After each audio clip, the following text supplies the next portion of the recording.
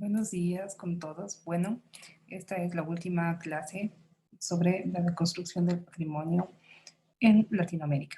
Listo. Entonces, como hemos visto en las partes anteriores, en la sesión 1 y en la sesión número 2, es importante recordar que tenemos que tener una base teórica para plantear nuestros guiones museológicos y nuestros guiones museográficos y de esta manera no tener un discurso ya programado, sino dar la respectiva importancia a cada una de nuestras regiones que componen toda América del Sur, tomando en cuenta que nuestra historia ha sido diferente, nuestro comportamiento ha sido diferente y los procesos culturales que se llevan en cada ciudad pues van a ser diferentes en todo su sentido.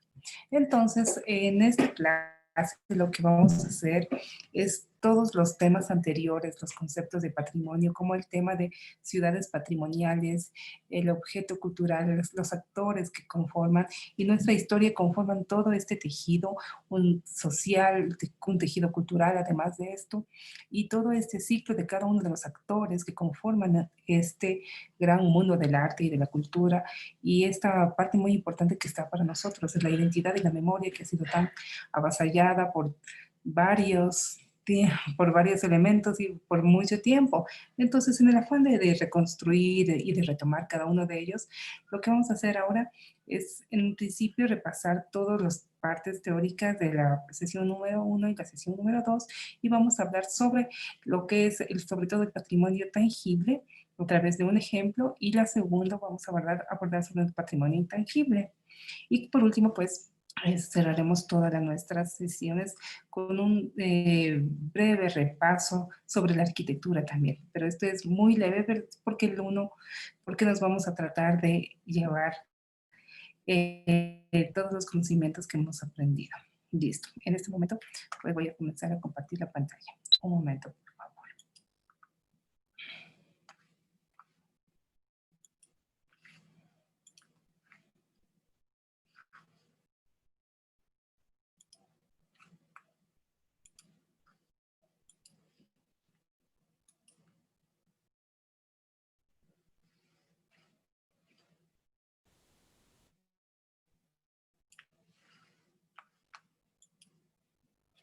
Perfecto.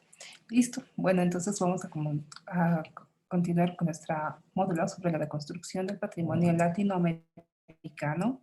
Y lo que vamos a hacer es el estudio de casos abordado desde la historia, la estética y del patrimonio. Esto es del Instituto Mexicano de Curaduría y Restauración. Bueno, entonces como hemos visto realmente sobre esta gran base de varios elementos se construyen todas nuestras actividades culturales, siendo lo que es el concepto de patrimonio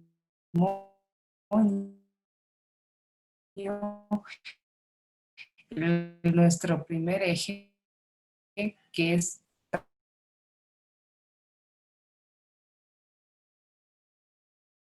conformado por varias manifestaciones artísticas, elementos que están dentro del arte.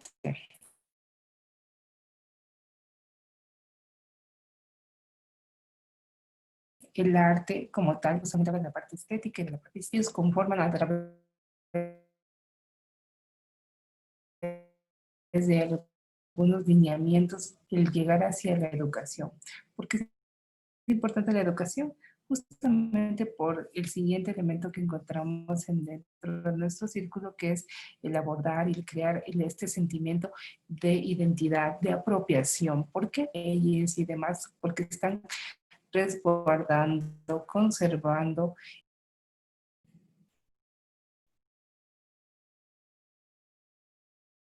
Bueno, continuando, vamos a volver a compartir nuestra pantalla. Entonces, como comencé diciendo, justamente todo este círculo que está conformado por varios actores y varios elementos que conforman nuestra de construcción del patrimonio. Entonces, como en principio hablamos del concepto de patrimonio, el concepto de patrimonio realmente nace desde la Segunda Guerra Mundial, justamente por este sentido que se formó a través de estos 44 países en un origen, que lo que buscaban es que preservar a través de la educación que la guerra nunca más vuelva a suceder por las varias pérdidas que se había tenido a nivel tanto humano como también a nivel artístico. Las manifestaciones artísticas, como hemos visto también, son una variedad inmensa, es un abanico inmenso de todas las actividades que es producidas por el hombre, tales como son la literatura, la pintura, la escultura, también las artes menores, como pueden ser la joyería, entre otras más. Todas estas elaboración de estos artefactos artísticos conforman este gran mundo del arte, ¿no? Desde el arte prehistórico hasta lo que es el arte contemporáneo. Para que sea arte, las definiciones tenemos muchísimas, es simplemente un ejercicio de digitalizar la palabra arte y darnos un concepto y encontramos un sinnúmero de elementos que nos demuestran cuáles son los conceptos de arte. No hay un consenso general, sin embargo, estamos claros de que esto nace desde la mentalidad y la creatividad del hombre, siendo la cúspide de todas las actividades. El ser repetitivo, el aprendizaje y demás, cuando uno propone una nueva idea, pues efectivamente se ha desarrollado su actividad.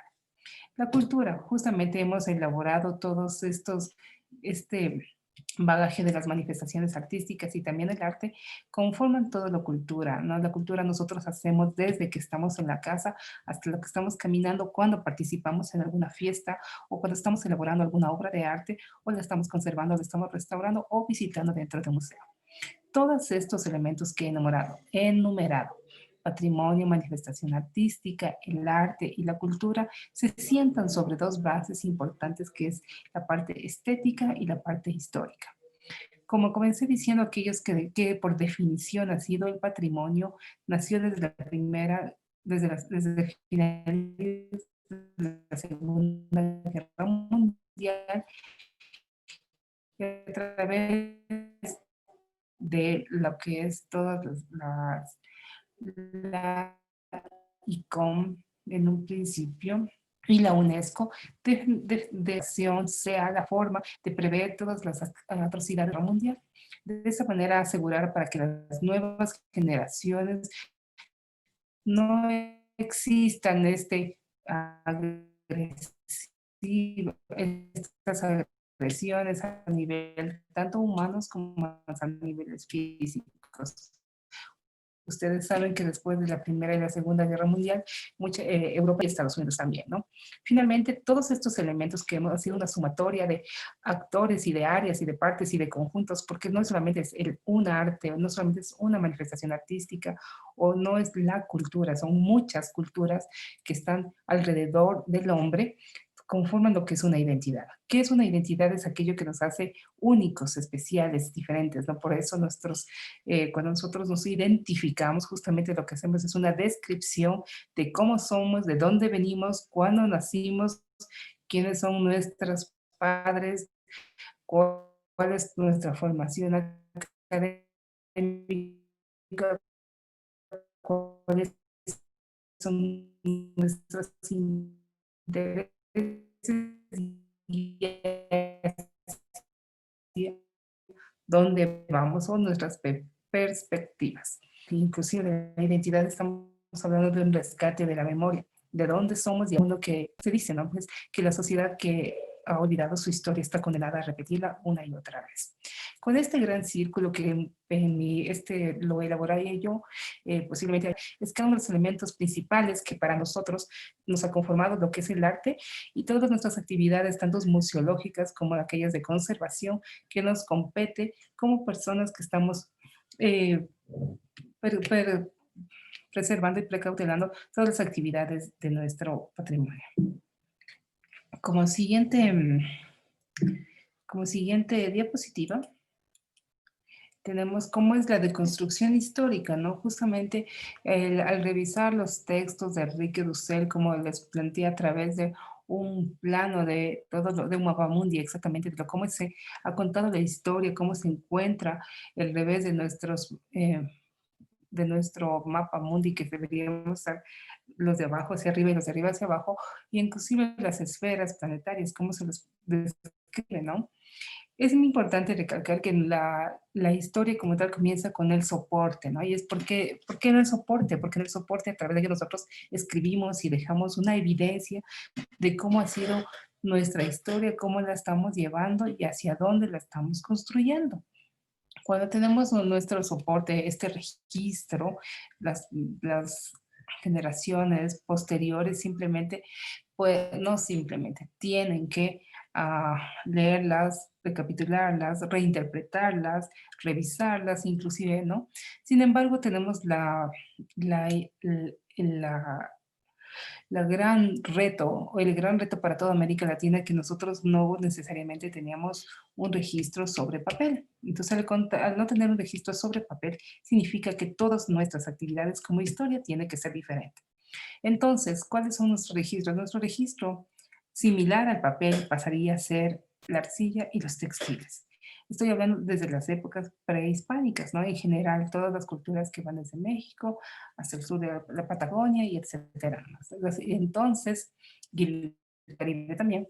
Entonces, esto significa que nuestra historia, al no tener una escritura como tal, un soporte como tal, o una escritura y una lectura europea, nosotros somos a través de signos, colores, manifestaciones, aquello de justamente el trasladar nuestra historia de forma verbal. El papel moneda, como lo expliqué la anterior vez, justamente nace desde la China, el papel como tal, y el comercio que se realizaba en todo lo que es la ruta la ruta que se cruza todo el desierto, y también este comercio que se daba a través de Indochina y también que se lleva justamente los mercaderes hacia todo lo que son las costas de Italia, tenemos que ver qué es la ruta de la seda. Esta ruta de la seda lo que hacían aparte de todo es transportarles todos los materiales que se producían en la India y en la China para que sean el uso de toda la monarquía que se encontraba en todos los países alrededor del Mediterráneo. Como no tenemos un papel moneda, nosotros tenemos algo similar, que teníamos un sistema de comercio similar que de intercambio, que es conocido como el trueque. Este trueque, en principio, como lo hemos visto y como quedan los vestigios, justamente es a través de la concha spondylus. La concha spondylus es natural de las playas de Manabí, de Ecuador. Generalmente son de color rojo, pero también existen aquellas de color morado y de aquellas de color verde. ¿Por qué se dice que hay un trueque? No, hay dos evidencias muy grandes, que primero son el Capañán, que es la ruta del Inca, la ruta del Sol, que cruza toda América Latina, y como segundo tenemos lo que es la concha como tal. Lo encontramos desde el Museo Antropológico de México, y también lo encontramos hasta Chile, a la parte del norte de Chile. Esto significa que había un comercio, un intercambio, tanto de las formas de conocimiento como de las tecnologías y el comercio y también la lengua, ¿no? Tenían que llegar a comunicarse para que haya un emisor, un mensaje y un receptor de qué es lo que estamos dando y qué productos podemos intercambiar. El uso del acero, parte de la revolución industrial, muy importante en todo lo que es Europa, no podemos decir que nosotros tuvimos una revolución industrial como tal. De hecho, las culturas prehispánicas lo que hacen es el uso del oro y la plata y las aleaciones en todas las diferentes formas, pues la obtención del oro y la plata, pues justamente eran a través de las minas, a través de los lavaderos de oro, todos los vestigios que se han encontrado en las tumbas reales, por ejemplo, el señor de Zipán en el Perú. Igual en el Perú también se encuentran estos elementos de plata. ¿Y qué son las figuras que están hechas dentro de este material del oro y de plata como materiales nobles? Son monos, donde no existían monos, o aquellas que nos reflejaban el sol y la luna como unos elementos importantes. Pero aquí es importante destacar que el oro y la plata no tenían el valor económico, pero sí el valor de sus propiedades. Es importante recalcar esta parte del acero, el oro y la plata de las propiedades, porque en un futuro, al hablar de la estética, es importante recalcar la parte de la tecnología de producción, porque generalmente nosotros decimos o nos quedamos en cuáles son los días que comienza China, como su nombre lo indica, y justamente lo que nos habla de eso es luego posteriormente será la imprenta, y la imprenta dará o muchas otras actividades abrirá la puerta, como son la impresión de los libros, etcétera, etcétera. Nosotros tenemos en principio como tinta, similar a tinta, aquellos pigmentos naturales y minerales. Está de por demás explicar que las mismas arcillas pues tienen sus propiedades minerales que pueden hacerlos de colores ocres o de colores negros. Los pigmentos naturales, aquellos que obtenemos desde la naturaleza, tales como son las remolachas, las flores, aquellos vegetales que nos dan, nos da este tinte especial que fueron utilizados nuevamente desde arriba, desde la arcilla y los textiles.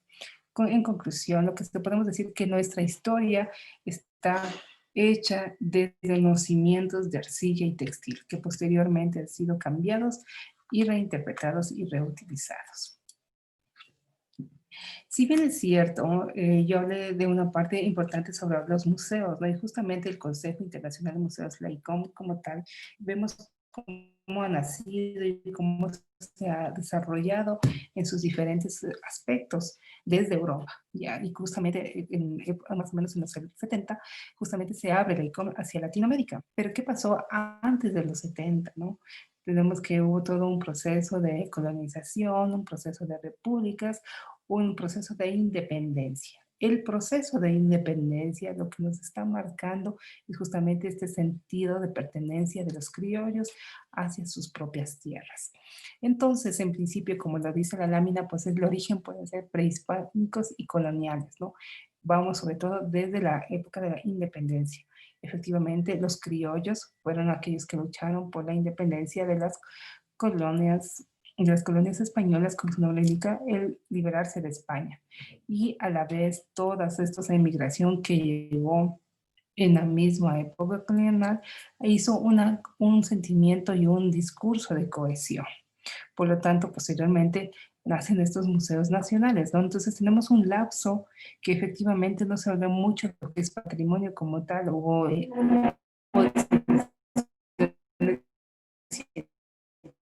científicas, efectivamente, pero más se buscaba ver cuáles son los recursos que podían sustraer que existía en América a través de las y los obrajes. Posteriormente, cuando ya hemos liberado de la parte de la República, comienza un trabajo concienzudo y esfuerzo muy grande en la parte de agricultura de todo lo que es América y comienzan a nacer y visibilizarse los sectores vulnerables, ¿no?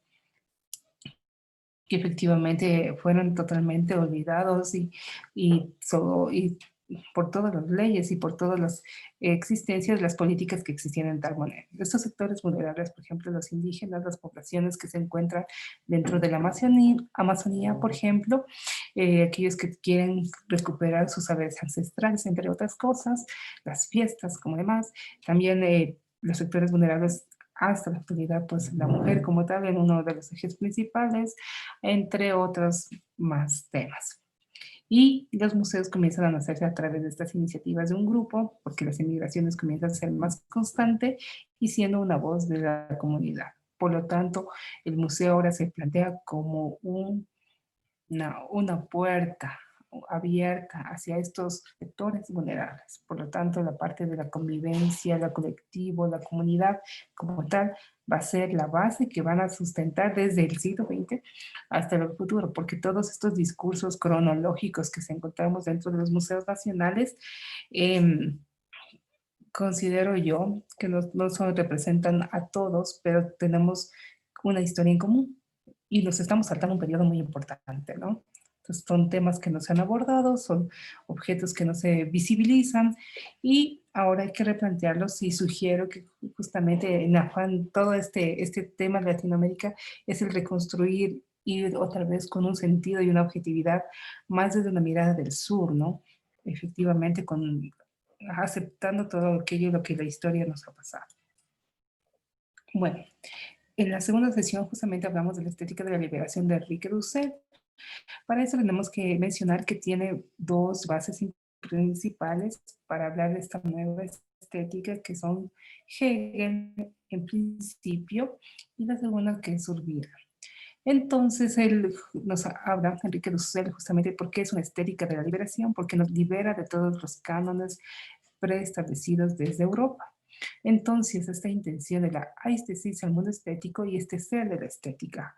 Recuerdan que hablaba aquello de que es el pájaro y de todos estos elementos de esta tecnología que se hablaba, ¿no? La tecnología de la producción, una vez más, porque es más importante para la región el saber cómo está hecho tal o cual cosa y lo que se presenta en los museos es el arte final, por decirlo así, el resultado y nos concentramos en explicar cuál es la fecha de la adoración y nada más, pero para un grupo de personas es más importante cómo se hacía, qué se hacía y para qué se hacía.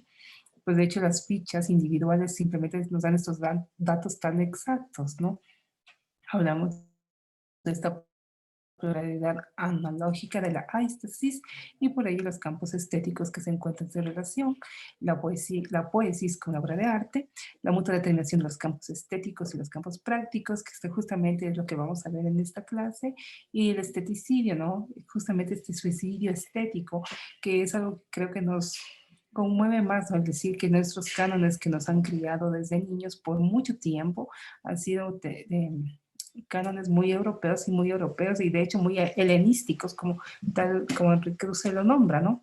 Entonces, al no pertenecer a cualquier objeto material, puede ser a nivel de arquitectura o a nivel de bienes pequeños, me refiero como las artes menores, efectivamente vemos que no nos gusta y no nos agrada porque nos han impuesto, nos han adoctrinado, nos han creado con otras formas estéticas, ¿no? Y esta belleza greco-romana eurocéntrica que lo podemos ver dentro de nuestros territorios y no con el afán de destruirlos para nada, ¿no? Sino que simplemente distinguirlos y diferenciarlos, qué es lo que existía y por qué este sentido estético ha cambiado tanto, ¿no? Y finalmente esta de la descolonización de la estética y la estética de la liberación, ¿no? Nuestros sentidos, en nuestro lenguaje. Hablamos del tema de las Venus, por ejemplo, como en las fichas de catalogación todavía utilizamos estos elementos, ¿no? O sea que no podemos describirlos y no podemos encasillarlos ni en el uno ni en el otro casillero a través de un checklist. Lo que nosotros necesitamos es algo que sea como más concienzudo y más, por decirlo así, más sudamericano, ¿no? Finalmente, estos nudos que constituyen entre las mutuas determinaciones del campo estético con otros campos teóricos y prácticos. Al reconstruir la parte teórica, lo que estamos haciendo efectivamente es que todos hay que repensar. Hay que repensar la parte de la estética, la parte de la educación, nuestros campos teóricos y también nuestros campos prácticos. La tendencia hasta la fecha ha sido en implantar modelos exitosos en otros lugares que posiblemente vayan a tener un éxito en la región andina. Y realmente lo que pasa es que no es en su mayor parte, no son éxitos, sino de hecho son fracasos y se comienzan a sumar unos sobre otros, ¿no? El concepto, tal como el museo, como se lo ha venido trabajando, es algo que hay que repensarlo, ¿no? Tal vez con este sentido de un espacio de conciliación, con la cultura, con el colectivo, con todo, es algo muy importante. Entonces estos nudos estamos acostumbrados a a no zafarlos. Estos nodos constituyen justamente una traba en nuestro pensamiento y en nuestra descolonización, en la forma de percibirlos y en la forma de explicarlos. Por lo tanto, el descolonizar nuestro pensamiento y nuestro lenguaje va a costar mucho y efectivamente, inclusive cuando nosotros hablamos, podemos decir que volvemos a colonizarlos con una neocolonización, que es lo que se está hablando mucho a nivel de todas las áreas culturales. Entonces, para lo que voy a hacer ahora, vamos a la parte práctica, justamente he traído 3 ejemplos y voy a hablar un poco sobre la Iglesia y la Compañía de Jesús de Ecuador. Para dar un contexto general, voy a decirlo que efectivamente eh, la Iglesia de la Compañía de Jesús se encuentra en el centro histórico de Quito, que pertenece sobre 35.2 hectáreas, que son 3 kilómetros 75. Es un conjunto histórico considerado el más grande de América Latina y mejor conservado. Tiene 130 edificaciones monumentales, entre las cuales pueden ser arquitectónicos, religiosos, escultóricos, pictóricos y demás, y generalmente sobre estas cimientos de una ciudad prehispánica. Entonces, toda la multifacética gamas de escuelas que existió se prevalecen en esta región, en este sector, en esta zona, porque ha sido justamente todo esta reproducción de lo que resulta lo que es la escultura y la pintura de todo lo que de estilos muertos que se llevaban en Europa y fueron traídos acá. Tenemos que entender que sobre todo estamos hablando sobre una educación a través del aire que se realizó para la Declaratoria de Quito Patrimonio de la Humanidad, primera ciudad declarada Patrimonio de la Humanidad. Es importante recalcar eso, que se contabilizó hasta esa fecha 5.000 inmuebles registrados inventarios municipales sobre todo. Esta ciudad, como hablé, justamente fue declarado junto con Cracovia en Polonia, la primera ciudad del 8 de septiembre de 1978. Es importante decir, y voy a leer lo que dice el texto, ¿no? Quito forma un ensamble sui generis armónico, donde las acciones del hombre y la naturaleza se han juntado para crear una obra única y trascendental de esta categoría. Bueno, aquí vamos a entrar en lo que es la Iglesia de la Compañía de Jesús. Como ustedes pueden ver en su interior, sin saber de temas técnicos, podemos decir que es efectivamente dorada, se encuentra sumamente llena de esta decoración, de cuadros también, de pintura sobre caballete, y desde sus techos y sus arcadas, en sus arcos, vemos que predomina el dorado. ¿Ya? Por lo tanto, con todas estas características podemos decir que pertenece a un estilo netamente barroco. De hecho, es considerada como tal, ¿no?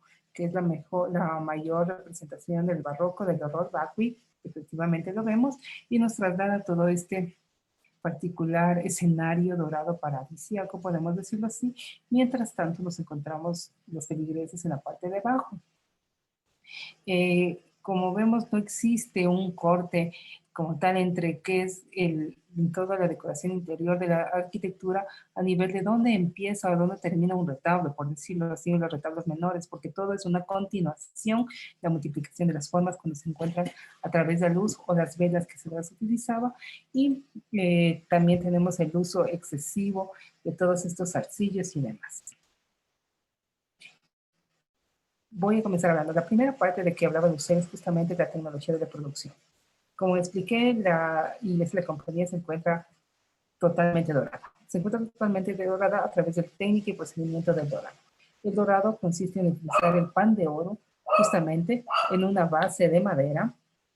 Esta base de madera está cubierta sobre arcilla que puede ser roja o azul, y se comienza a colocar estos pequeños cuadros que se encuentran en pan de oro, que son recortados, y a través de diferentes técnicas que pueden ser mixción al agua, y son colocados de estas formas tan cóncavas y convexas en cada una de sus decoraciones. En este ejemplo que estamos viendo aquí, pues son marcos que están siendo decorados.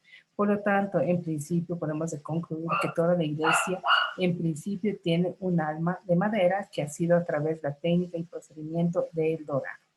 ¿Qué quiero decir con esto? Que si fue un árbol, a este árbol lo hemos utilizado a través de las herramientas que utiliza el hombre, que creó todo este conjunto de elementos y que ha dado como resultado esta obra de arte que es el dorado, porque sabe cuáles son la técnica del procedimiento y sabe cuáles son las características de la arcilla, cuáles son las características de la madera que se ha sido utilizada y que efectivamente ha llegado hasta nuestros días. Hay que decir en un principio que al hablar del retablo especialmente es similar a la fachada principal. La fachada principal es que se da al exterior, se encuentra realizada a través de piedra. También estaba pintada, pero con el transcurrir del tiempo, ahorita se encuentra sin color, y de hecho se lo denomina como un retablo. ¿Y por qué un retablo? Porque los jesuitas, que pertenecen a la Iglesia de la Compañía, ellos tenían la intención justamente, y lo hicieron de evangelizar a la mayor parte de la gente. Por lo tanto, entonces se daba la iglesia desde los exteriores en otro idioma. Entonces, el sistema constructivo se aprecia y mantiene la mayor de sus rasgos. Este se quiso hacer de piedra en su interior y de ladrillo, pero en 1735 justamente se cambió de diseño. Esto es a madera, y a través del hermano jesuita Jorge Winter. Es importante decir que todos estos elementos fueron traídos, muchos de estos conocimientos, a través de personas de origen italiano en su mayoría, y otros fueron a través de sus grabados y a través de los planos que ya venían realizando o sus bocetos que venían trayendo. Entonces, este ya tiene justamente un discurso preestablecido. Este es de origen Winter, sobre todo, que la persona que comenzó haciendo el retablo es de origen alemán, cuyo labrado que se encuentra en su interior se demoró alrededor de 10 años. En enero de 1745, luego, posteriormente, otro artista ecuatoriano, que es Bernardo de Legarda, firmó un contrato con el rector de la Orden Jesuita, por lo cual se comprometía a emprender la obra del Dorado del tabernáculo en el altar mayor de la compañía. Legarda fue el encargado de colocar las láminas de pan de oro y su intervención duró 10 años, es decir, que su trabajo total de dorar toda la iglesia de la compañía ha tomado 20 años. Efectivamente, en esta parte hemos visto dos elementos: la tecnología, las características de los materiales que fueron utilizados, la historia que estaba siendo contada, además de que cuáles son las intenciones justamente de prevalecer un escenario tan dorado en un espacio muy pequeño y reducido de estos 3 kilómetros, donde había otras órdenes religiosas que tenían tendencias manieristas, entre otras, y con unas decoraciones más sencillas. Lo que era imponente e impactante es al entrar a la iglesia de la compañía y ver este espléndido resplandor dorado. Por lo tanto, nos demostraba una solvencia económica de la orden religiosa de los jesuitas. En la Real Audiencia de Quito, o del Virreinato de Quito, la Audiencia de Quito, tenemos que existía esta serie de órdenes que han sido trasladados, como hablamos en la parte histórica, justamente viene desde México y se van recorriendo hasta llegar al sur de nuestra América. Entonces hemos pasado por elementos clásicos, renacentistas, platerescos, mudéjar, manieristas, barrocos, renacentistas y hasta lo que hoy conocemos como un neoclásico. En la parte que nos interesa en este momento, lo que les voy a explicar es sobre una tesis que yo elaboré, es de mi autoría, se encuentra, pueden revisarlo, se encuentra en los acervos digitales de la Universidad Central del Ecuador en la Facultad de Artes. Lo que mi objetivo era comprobar exactamente el uso del sincretismo dentro de esta superficie del retablo mayor. Por lo tanto, tuve que hacer una historia justamente europea, desde dónde comienza a utilizarse los ángeles, cuáles son la jerarquía que hemos utilizado y cuáles son los que se encuentran reflejados dentro de este retablo, y comprobar si es que existía dentro de estos retablos los serafines o querubines en formas con rasgos indígenas o que nos pudiera identificar aquellos que nos gustaran más. Entre ellos, justamente en el texto de Dionisio Areopagita, él escribe su obra Colaise y Aracha, establece cómo tienen que ser aquellos servidores servidores de Dios de la Santísima Trinidad. Entonces, San Gregorio Magno en Occidente en la segunda mitad del siglo XIX, y más tarde fue tomado por Tomás de Aquino en su Suma Teológica, que es lo que nos llega hasta nosotros. Hago toda esta historia para que en origen volvemos a lo que es Europa. Entonces, aquí hablamos de serafines, querubines, tronos, que son los cercanos a la divinidad, por lo tanto tienen que estar colocados en la parte superior, los dominios, virtudes y potestades que gobiernan el universo, que son los que generalmente se colocan en los retablos en el tercer cuerpo, de abajo hacia arriba, y comienzan a hablar de todas las virtudes y potestades. Finalmente, el principal arcángeles y ángeles cuya misión es comunicar la voluntad de Dios, y los hombres van teniendo así la relación entre ellos. Es importante recalcar que la orden jesuita, ya vamos a hablar en contexto, fue una influencia en el barroco quiteño. Como ustedes lo sabrán, justamente estamos hablando de que existe el tratado, tenemos un documento que ellos comienzan a hacer el uso de la imagen para la educación. Entonces, con este elemento legal que fueron utilizados, porque aquellos otros órdenes lo utilizaron en menor cantidad, no como las iglesias de San Francisco. Entonces, la iglesia y la compañía. El arte como un elemento sustentante de la devoción, por lo tanto, tenían que ser Cristos sangrientos, vírgenes muy hermosas, similares a montañas, elementos, escenarios paradisíacos con música que nos traslada a este escenario, olores y nuestros elementos sensitivos y perceptibles tienen que trasladarles y usar todos nuestros 5 sentidos para trasladarnos a este lugar. Y finalmente tenemos que hablar, como yo hablaba del sincretismo, voy a nombrar al otro. El otro, en este caso el indígena y el mestizo, la diferencia colonial dentro de un proyecto evangelizador, ¿no? La Iglesia de la Compañía de Jesús llega a Quito en 1586 y en la actualidad ya cuenta con alrededor de 430 años, ¿no? La Iglesia de la Compañía de Jesús se caracteriza principalmente porque ha hecho la educación a través de los bienes artísticos. La Iglesia de la Compañía de Jesús, sus monetizadores y manos de obra son aquellos que dirigían aquellos talleres de indígenas que den la mano de obra y que constituyen el elemento principal para realizar todas estas grandes edificaciones y grandes obras arquitectónicas de bienes muebles e inmuebles. Entonces, también justamente se traslada hasta la forma de trabajar a través de las escuelas de arte que están conformados entre gremios y artesanos y los maestros y materiales y tecnología de producción para los retablos. Por lo tanto, teníamos que buscar o trasladar los materiales que sean similares y que nos ayuden a eso, ¿no? ¿Qué es lo importante de la Iglesia de la Compañía y de ellos? ¿No? Justamente hacen un catecismo en trilingüe, en castellano, quichua y aymara. Eso significa que la comunicación era algo que tenían totalmente solventado. El uso de la imagen a través de San Ignacio de Loyola y de sus libros de ejercicios espirituales, ¿no? Además de lo que representa el espíritu dinámico del Renacimiento y la influencia en la educación artística. Bueno, esto es un resumen de la historia del retablo como tal, que justamente nos dice que se coloca al frente del altar a espaldas de los feligreses y comienza a hablar, ¿no? Se permitió desde el siglo XVI el uso de lenguas vernáculas y se volvió a ofrecer la liturgia y la Eucaristía frente a los asistentes, separando la mesa, ¿no? Entonces hablamos de que todo este proceso ha sido justamente una educación que nos va a ayudar y nos va a llevar a poder evangelizar de una mejor manera. Yo dejo esa lámina ahí para que lo puedan trabajar y leerla. Cualquier pregunta, pues estoy encantada de hablarles. Tenemos que comprender que la unidad en el discurso, ¿no? In nomine Jesus factors, esto es la unidad del discurso de la compañía. Por lo tanto, tiene que ver una concatenación, un discurso desde lo que está hablado, lo que está escrito y lo que está representado. Este sistema comunicacional justamente nos cuenta los relatos de los personajes en una estructura arquitectónica que va a ayudar justamente al sacerdote que es todo el orden que tiene que llevar dentro de la estructura de la misa en un sistema ornamentados que se distribuyeron de diferentes niveles usando como herramientas el lenguaje. Los ceremonias inclusive estaban ordenados estructuralmente para convertirlos en eficacia y eficiencia para todos los fines y procedimientos que estaban próximos a todos los relatos visuales que encontramos dentro de esta iglesia. Por lo tanto, el discurso del retablo fue la parte más práctica que podemos ver cómo se traslada una parte teórica a una parte práctica a nivel de evangelización.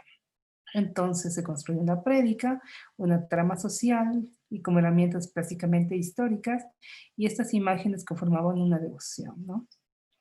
El otro, el indígena, tenemos que ver cómo estaba siendo tratado dentro de este proyecto evangelizador.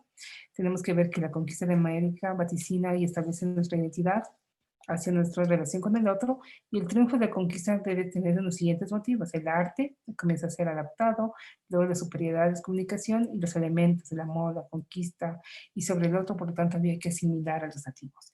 Y el asimilar a los nativos estamos hablando del lenguaje, las formas y la imagen.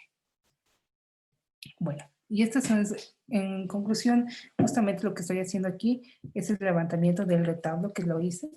Esto que tengo que explicarlo para identificar todas las jerarquías celestiales que estaban conformadas. Se levantó andamios desde la parte superior y hasta la parte superior. Por lo tanto, estamos cubriendo 16 aproximadamente cada uno con los, y comenzamos a hacer un barrido de una manera muy artesanal, si queremos decirlo así, ¿no? Entonces, por lo tanto, se fue el registro y esto posteriormente lo levantamos a través de AutoCAD. Ahora lo podemos tomar una imagen y podemos hacer lo mismo. Como ustedes ven, está constituido por columnas salomónicas. En la mitad se encuentra, es un retablo simétrico. Tenemos la misma cantidad de columnas en el lado derecho con el lado izquierdo, que es una tendencia muy religiosa. Las columnas salomónicas es de uso europeo. Estamos utilizando sobre las columnas, tenemos elementos que pertenecen a los órdenes, tanto dóricos, jónicos y corintios. En la parte central tenemos el padre evangelizador sobre una nube de putis, que se la están coronando 4 ángeles. En la parte izquierda y en la parte derecha tenemos una serie de cuadros pequeños que nos hablan de todos los apóstoles. Por un lado el apostolado y por otro lado nos encontramos con aquellos los apóstoles apócrifos. Dentro de estos tenemos 8 nichos, y estos nichos tenemos de una manera en forma de concha, como se encuentra en, no fue el nombre. Bueno, entonces tenemos, como se encuentra en Galicia, en la iglesia, bueno, en la iglesia de ellos. Y me voy a acordar un poco. Bueno, entonces lo que se hizo justamente es ubicar el ángel, se tomó fotografías y mientras tanto hacemos una ampliación y en la parte de abajo tenemos que ver cómo vamos pasando el detalle. Ustedes ven que se encuentra a través de un resaltador rojo por dónde estamos yendo, ¿no? Entonces efectivamente yo pensé encontrar muchos ángeles en todo, pero realmente lo que había era una decoración excesiva de zarcillos y de entradas y salientes y todos ellos dorados y que efectivamente uno se pierde con la mirada como tal. Como dije, mi estudio va dentro de solo los ángeles, pero para este ejemplo nos ayuda a utilizar mucho cómo están elaboradas las columnas y el remate de las columnas y la parte básica de las columnas, ¿no? Y como ven son serpenteantes y demás. Tenemos un cuadro que se encuentra en la mitad, además de ellos se encuentran unas decoraciones de similares a uvas, o algunos de ellos que se asemejaban a las que se llama a las granadas como tal, o la descripción que hacían de lo que podían ser unas granadas. Aquí, en la parte superior, encontramos los 3 ángeles que lo encontramos en el lado derecho, ¿no? Es importante recalcar que lo que se encuentra en la parte superior de las conchas de Santiago de Compostela, como tal, justamente a través de las conchas, y tienen estas imágenes con una corona laureada, que es los laureles, ¿no? ¿De dónde vienen los laureles? Viene desde Napoleón, más atrás desde los romanos, y más atrás tenemos desde la misma parte del Evangelio de Jesús y todo lo demás, ¿no? Entonces, como vemos, esta es una parte histórica que nos comienza a repetirse. Tenemos igual dentro de todas las partes, como vemos, cómo se repiten las columnas una y otra vez dentro de las calles, justamente, que es el término que se utiliza para la descripción de los retablos. Esto fue elaborado en 2015, en la parte superior, pues hablamos la unidad de la Jesus, justamente que es lo que yo hablé, de la unidad en el discurso de la Iglesia de la Compañía de Jesús, y como está su nombre, la compañía. Esto significa que es un grupo de personas que están buscando un fin, y este fin es la educación, y a través de la educación ellos han participado mucho en lo que es la creación de universidades, politécnicas, escuelas y colegios que hasta el día de hoy se han mantenido y gozan de un prestigio. Después de que hice todo este levantamiento o parte de este levantamiento, efectivamente me di cuenta de que no encontraba estos rasgos indígenas. Sin embargo, tuve otro descubrimiento que justamente veía que todos estaban colocados de una manera espiralada. Desde abajo hacia arriba, esta es la primera foto que se encuentra a mi izquierda, está tomada literalmente acostada hacia arriba. Entonces vemos cómo de esa manera circular comienzan a ponerse todos los ángeles, que la forma de espiral es algo muy característico de la forma prehispánica. Posiblemente esto se lo hizo con una intención. En la parte superior del remate de la iglesia, la compañía se termina en una decoración muy mozárabe, ¿no? Como vemos, la influencia de los estilos es muy clara, ¿no? Esto es importante recalcar. Para continuar, diré que no hubo lo que se venía diciendo en varios discursos, que todos los ángeles se encuentran ahí, que son representaciones de los trabajadores indígenas o de los mestizos, y que por eso tenían estas características mestizas. No encontré nada de eso, inclusive lo que ustedes ven, que son blancos, rosados, en sus cachetes y estas formas como más ondeadas de su cabello y demás. Por lo tanto, ya no se cumplió todo lo que se buscaba. Aquí tenemos un ejemplo de todo cómo se conocían las granaditas o las uvas, y luego las fuimos denominando. En la parte derecha es importante ver cómo estaba. Esta es una parte del andamio que yo utilicé para levantar y separar los blancos. Y como ustedes verán, estamos viendo lo que son las nichas y en las formas de concha. Las bases de las columnas, aquellos que son estos apliques, no son parte del retablo en una sola madera. En la parte principal se encuentran, aquellos que se encuentran, como comenté, con estas coronas laureales, que son pequeños bustos, en forma alargados, cada uno con sus formas y sus determinaciones, términos utilizados muy europeos. Como vemos aquí, hablé de los otros bustos, de aquellos que estaban alrededor de los nichos y que custodiaban los nichos, ¿no? En la parte superior de la cúpula, lo que se encuentra es dibujado y pintado en lienzos. Aquí tenemos también cómo dentro de estos nichos se pusieron algunos santos, San Ignacio de Loyola principalmente, también tenemos a San Agustín, tenemos toda una nube que nos representa el Padre Eterno, abajo del Padre Eterno se encuentra la Virgen con el niño, ¿no? Y demás. Y en la parte superior encontramos algunas estrellas que también tienen estos pequeños apliques, y los 4 ángeles completos como tal son aquellos que llevan la corona.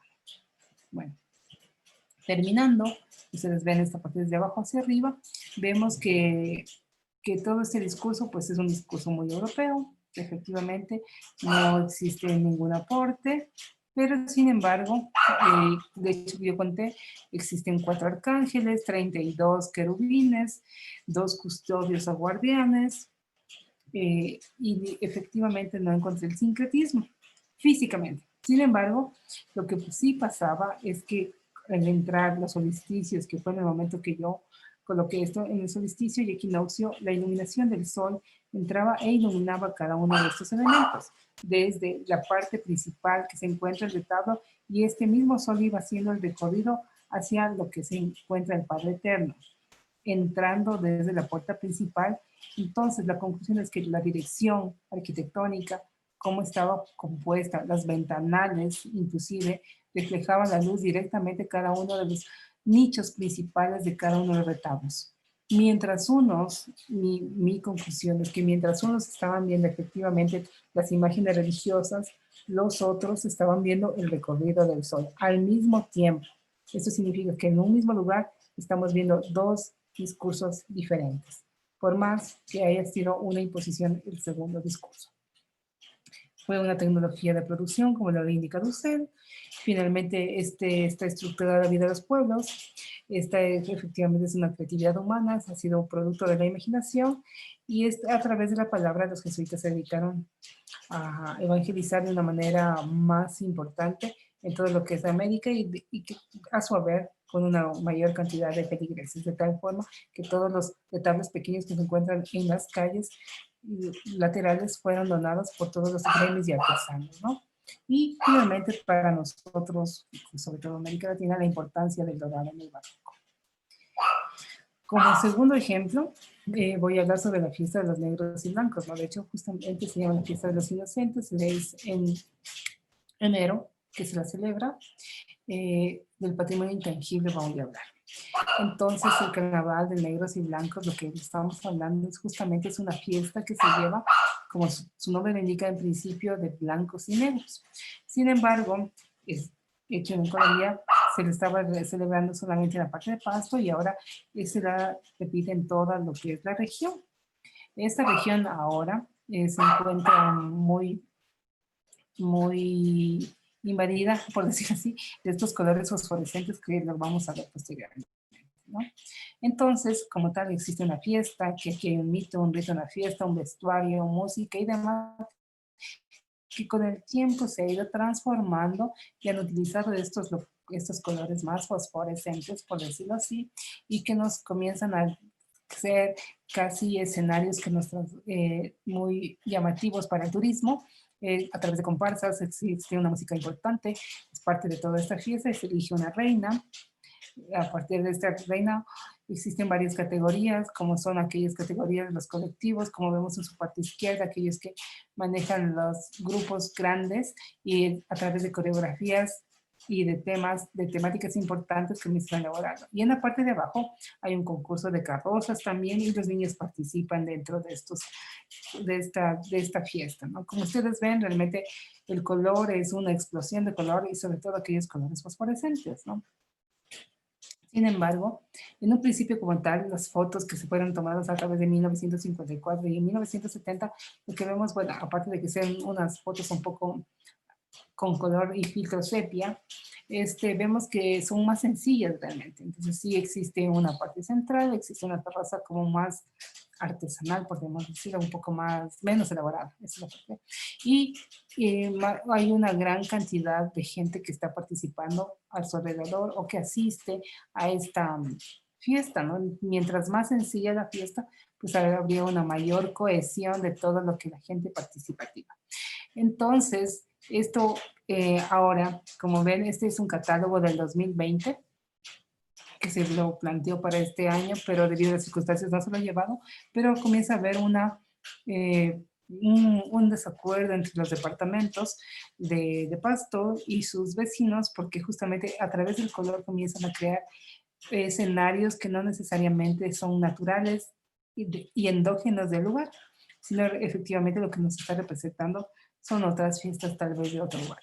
La pieza original, como ustedes ven, desde los zapatos que se comienzan a utilizarlos, el vestuario blanco, pantalones negros, era como muy sencillo y a través de bailes y comparsas, que no hace mucho comenzaban a utilizarlos, ¿no? Esto, como es de la frontera con Ecuador, muchas veces se trasladaban inclusive las comparsas hasta la ciudad de Tulcán, que es la ciudad fronteriza, ¿no? Y con esto voy a terminar justamente para explicar de que de cómo estos nudos que habla Dussel, estos nudos estéticos e históricos, cómo comienzan a transformar nuestro pensamiento y nuestra forma de percepción hacia lo que es la vida y las fiestas y la cultura y el patrimonio. De hecho, la fiesta de negros y blancos ha sido declarada patrimonio. Izquierda tienen una carroza que justamente pertenece a la fiesta del carnaval. En su parte derecha encontramos lo que es las fallas de Valencia y en la parte de abajo encontramos a lo que es una fiesta del Brasil.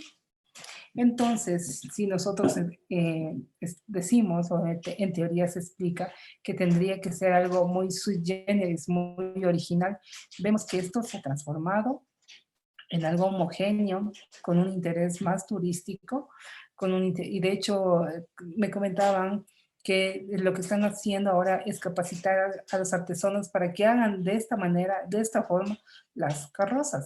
Sin embargo, habría que saber exactamente cuál es el sentido, la identidad, la memoria y todos estos elementos que vimos en la primera diapositiva sobre lo que es la cultura y el patrimonio y cómo está a través de la educación, si realmente estamos creando un sentido de identidad y de memoria. O sea, realmente lo que estamos haciendo es que más hay una fiesta que es importante, pero una homogenización en todas las representaciones y en las manifestaciones artísticas.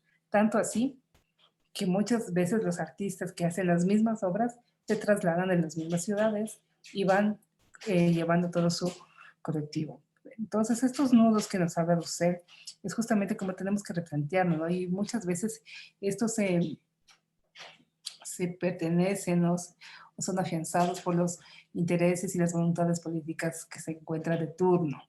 Mientras mayor sea una fiesta, pues efectivamente va a haber un mayor atractivo turístico y tal vez se recordará a la cual autoridad, como puede ser un alcalde, pero sin embargo, ¿qué estamos haciendo con la cultura? Estamos destrozando, estamos aportando y además, por otro lado, es importante recordar que la cultura se transforma, también vota aquello que nos sirve. Entonces, nos encontramos en la posición de si dejar que pase o con un sentido un poco más de identidad y propiedad, eh, hablar con la gente, ¿no? Y darle la voz a la comunidad y al colectivo y decir qué es lo que quieren representarse, cómo se ven ellos, cómo se ven esta gente. Eh, Ustedes saben que toda la inversión económica, aparte de todo que se lleva a esto, qué es lo que se aspira a adquirir o cuáles son los mismos propósitos, ¿no? Y ser coherente entre lo que se dice y lo que se hace. Finalmente, para terminar, quiero decir que en nuestra misma región, en nuestro mismo continente, el término de los conceptos, ¿no? Hemos utilizado el término del concepto de la palabra pirámide, por ejemplo, pero esto no significa que todos tengan que pertenecer a un solo orden estético. Y aquí quería decir, justamente hablamos de este suicidio estético, ¿no? Si estamos haciendo un suicidio estético, estamos creando una nueva estética homogénea, ¿no? Hay que recordarlo. Esta parte estética, vemos desde arriba, Chichén Itzá, en México. En la parte derecha se encuentran las pirámides truncas, en principio hay que aclararlos, de Ecuador, que pertenecen a Cochasquí, que es un conjunto de pirámides, como ustedes lo ven, además de otras tolas. Es un observatorio. En su lado izquierdo se encuentra justamente lo que son de la República de El Salvador. Estas formas, en general, la figura geométrica pertenecen a la misma idea, con diferentes formas, con diferentes decoraciones, con diferentes usos muchas veces, y posiblemente con otros similares. Entonces aquí hablamos de la cultura o las culturas o el propósito y el objetivo de la pirámide o de las pirámides. Con eso quiero hacer la reflexión final de que tenemos que ser muy tinosos o de ser muy asertivos en el uso de las palabras y en el lenguaje, descolonizarlos y decir qué es lo que estamos viendo a detalle. Y no podemos decir que estas pirámides son similares a las de tal lugar o tal cual lugar. No me queda más que decir que lo que espero que con esta breve revisión y sobre todo con esta reflexión final, ¿no? Me permito recordarles que la fiesta de los blancos y negros tenía en origen 4 componentes. Hablaba de la parte indígena, luego hablaba de la parte de los rituales agrícolas que se celebraban hacia el Inti, el sol, y también hacia la quilla, que es la luna. Finalmente, en estos elementos, no sé cuándo o en qué momento podemos encontrarlos, ¿no? Esto es lo que quisiera llevarles este mensaje para hacer una reflexión profunda en nuestros nuevos discursos que nos planteemos como trabajadores de la cultura. Muchas gracias.